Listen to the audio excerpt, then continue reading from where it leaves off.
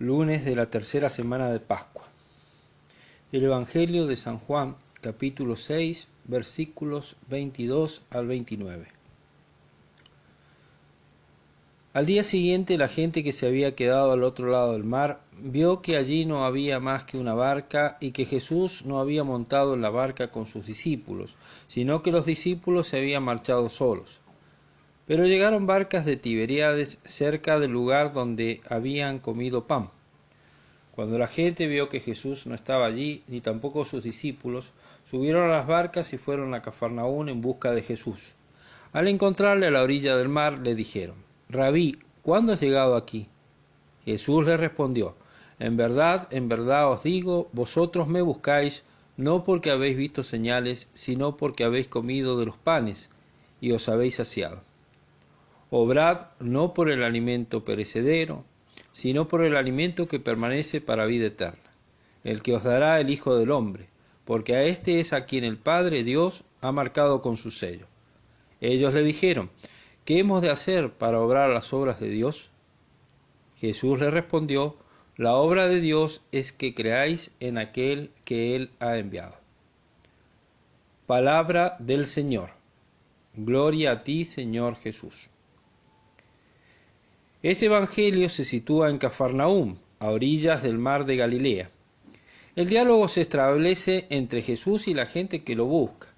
Jesús ha multiplicado los panes, ha atravesado el mar de oriente a occidente y en el lado occidental del lago se produce el diálogo. La gente lo busca porque se ha saciado de pan gratuitamente y Jesús les reprocha su error. No han entendido que la multiplicación de los panes es un signo que lo acredita como el enviado de Dios. En otras ocasiones buscaban signos y los buscaban carnalmente, por curiosidad. En este caso buscan únicamente el efecto del signo, que era la saciedad material. Se olvidan de preguntarse por la causa del signo. Jesús los va a elevar en su mira y los va a exhortar a que busquen el alimento que da la vida eterna. ¿Cuál es ese alimento? El mismo Jesús.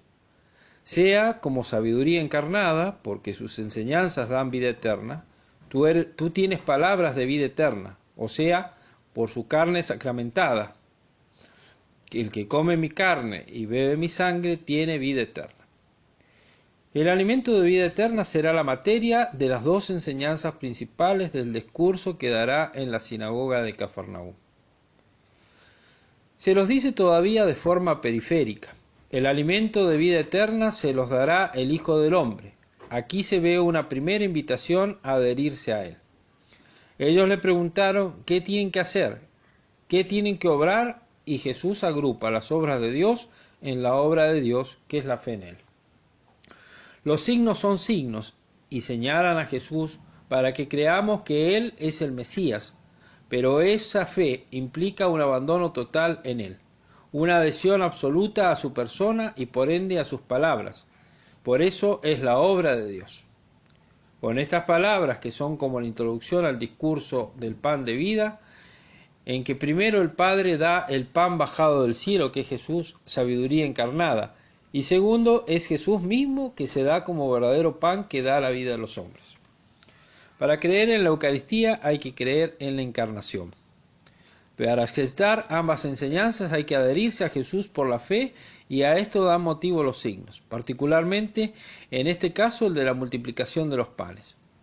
Pedro, después del discurso, manifestará esta verdad al decir: Señor, ¿a quién vamos a ir? Tú tienes palabras de vida eterna, y nosotros hemos creído y sabemos que tú eres el Santo de Dios.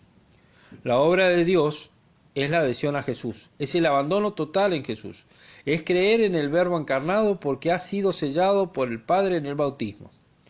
Fue ungido por el Espíritu Santo en la encarnación y comenzó a ser el Hijo de Dios hecho hombre, pero en el bautismo el Padre dio testimonio ante los hombres de esta verdad.